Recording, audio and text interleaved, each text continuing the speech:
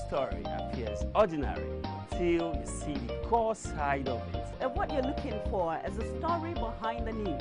We bring it to you from Lagos, the commercial capital of Nigeria. Giving you all sides and political stories round the clock. Every detail from the start line to the final whistle. CoreTV News, expanding your view.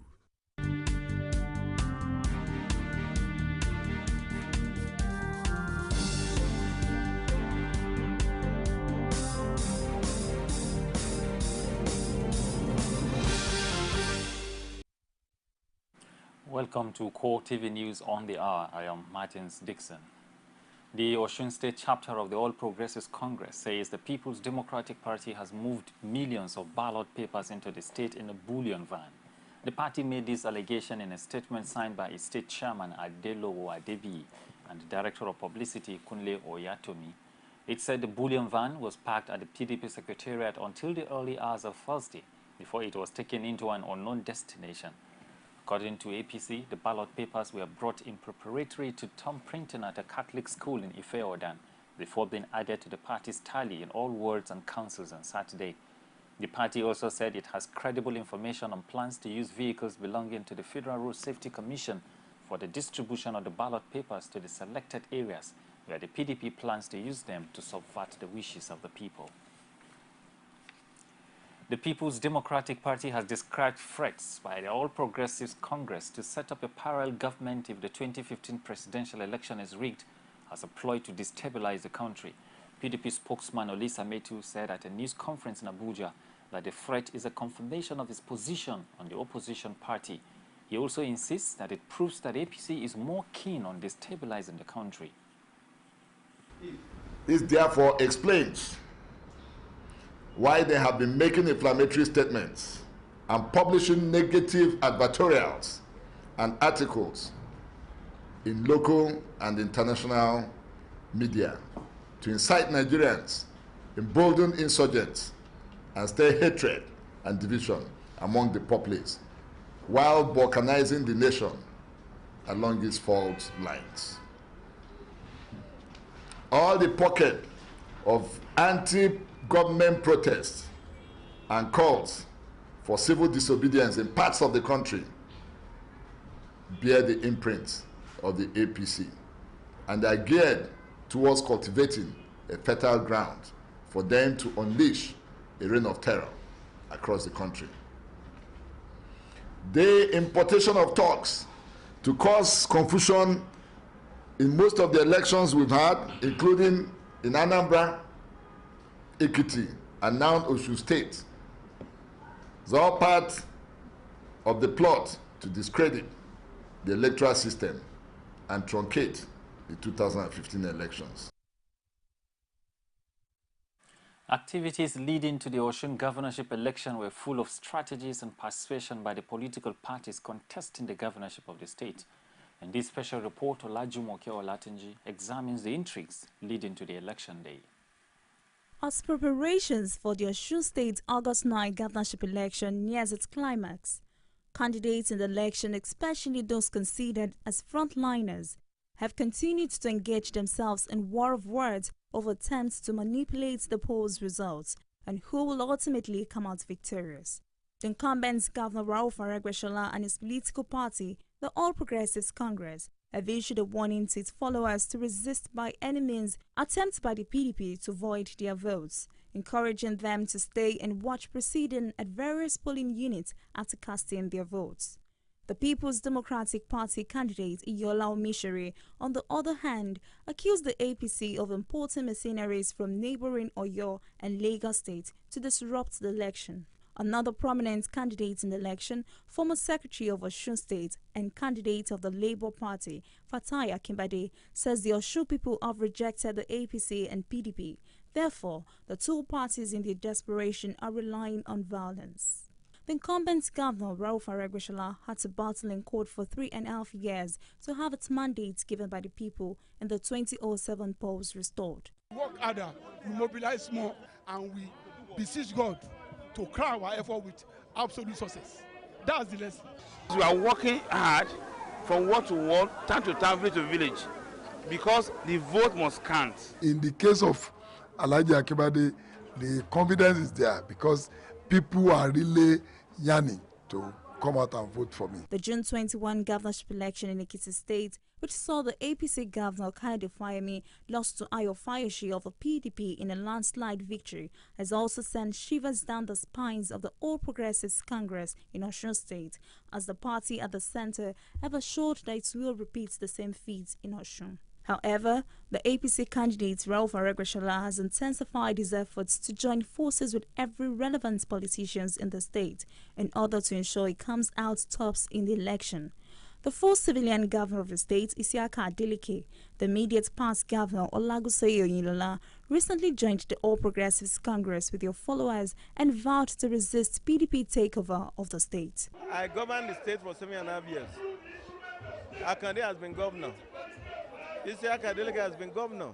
With incumbent governor, we can always put our head together and get the best for the people of Osun State. With me now, it has increased the margin by 30%. I'm looking at about 80%.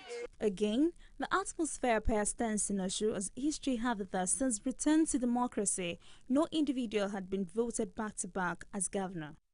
In less than 48 hours, 19 candidates slug it out in the battle royale, which will produce the governor for Osun State. Campaigns, souvenirs, incentives and many more have been distributed to the people. If all of this actually translate votes, will be realized the morning after Saturday, August 9. Olajumoke Olatunji, CoreTV News, Lagos. The political atmosphere in Osun can be described as enthusiastic over the forthcoming governorship election. Candidates of the All Progressives Congress, People's Democratic Party and the Labour Party have been described as the big contenders. Franco Malepe filed in this report from Osogbo. The Osun State governorship election has attracted attention from all politicians in Nigeria. Residents of Osun are also looking forward to the election. It's going to be a tight election, and you know, I can't really say who's going to win, and whoever I want to vote for is behind, as is in my mind. So I can't really say. All I know is I'll cast my vote as a civil responsibility. I have my card with me, so I will, because I must go, and I employ my people to go and vote, because this is your power. Your vote is your power. If you didn't vote, you will regret and you will blame yourself. I believe every individual, they know who they really want to vote for, you know, and every citizen knows their rights. So I believe anybody wants to vote for is in individual's mind. So, and I know people know the right thing. Analysts have dissected the strongholds of each candidate based on their constituencies and senatorial districts. The incumbent governor and APC candidate, Ralph Aregbesola, will be counting on his achievements in office to win the election. Until the end of our term, I'm the legitimate authority to govern this place. I love that. For Labour Party candidate Fatai Akibade, this will be his fourth attempt at Osun governorship. In the case of Alhaji Akibade, the confidence is there because people are really yearning to come out and vote for me. So I'm very confident that I will still make it. Inyala Mishire of the People's Democratic Party is an electrical engineer. He says he's confident of unseating the incumbent governor. The point is that when I go to war, I will say to win. When I go to battle, I will say to take slaves. So this one I'm certain, by the grace of God, I'm going to win election. So the hypothetical question doesn't necessarily apply to me. So maybe you can ask the APC or any other party that question, whether they will accept defeat and congratulate me. Coincidentally, the APC candidate Ralph Aregbesola and PDP's Inyala Mishire from the same senatorial district. The two candidates will have to share the votes from the Osun East. Well, the big contenders include Labour Party, the PDP and the APC. An effort has been put in place by all these political parties to ensure victory in the coming election. Franco Malape, CoreTV News, Osogbo. And now to Nasarawa State. Fresh from being cleared of impeachable offences, Nasarawa State Governor Tanko Almakura has continued to receive solidarity visits. Members of the All Progressives Congress have also become regular faces at the government house since the investigative panel dismissed charges filed by the State House of Assembly. Pai Samuel reports that the state capital is still in a jubilant mood days after the governor was cleared. His report. Party supporters first converged here at the APC Secretariat, just on the outskirts of the capital city. They are seen in groups discussing the outcome of the investigative panel, which cleared Governor Almakura of all 16 allegations leveled against him by the State House of Assembly. Different groups with different musical tunes stormed the party office to show their support for a governor whom they insist has brought change to his people. Then it was time to visit the governor. They walked for over 30 minutes from the APC Secretariat to the government house under the rain. And when it was time for Governor Almakura to address party faithfuls, the beats rose a notch higher amidst the chants.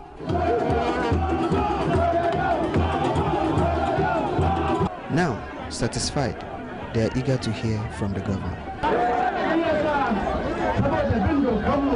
They have accused us.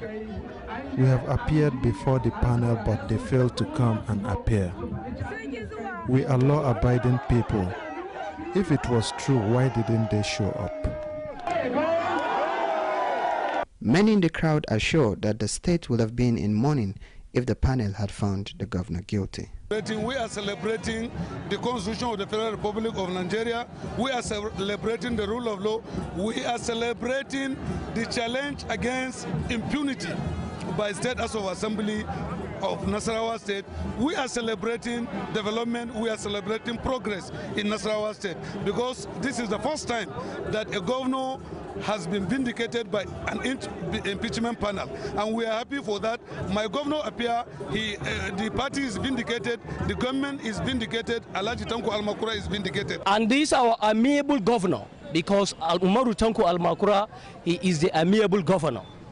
He don't want violence. He don't want crisis. It is because of the fees that other people from other states are running, coming here into Nasarawa State, because we have peace in Nasarawa State. The 7-man panel of inquiry only sat for 3 days, after which the governor was cleared, but his supporters are keen on celebrating his acquittal for many more days. Pai Samuel, CoreTV News, Lafia. Students of Lagos State University in jubilant mood over reversal of tuition fees. Details of that story after this break. Continent, 54 countries, over 2,000 languages, but united with similar interests. As news breaks, we give you in-depth analysis around Africa every Monday on CoreTV News. Lagos State Governor Babatunde Fashola has ordered a return to the old school fee structure of the Lagos State University. He said the action was born out of relentless plea from the students and staff of the institution. Omotayo Alo has details.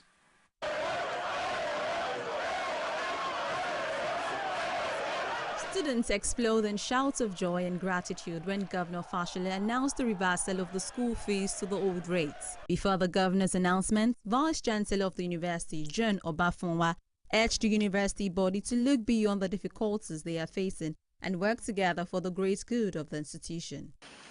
Today, the university is awarding postgraduate and higher degrees on 2,622 deserving students.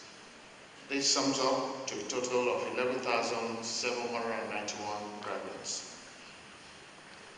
These wonderful men and women have satisfied every requirement for the award of their various degrees, and on behalf of the university management, I say congratulations.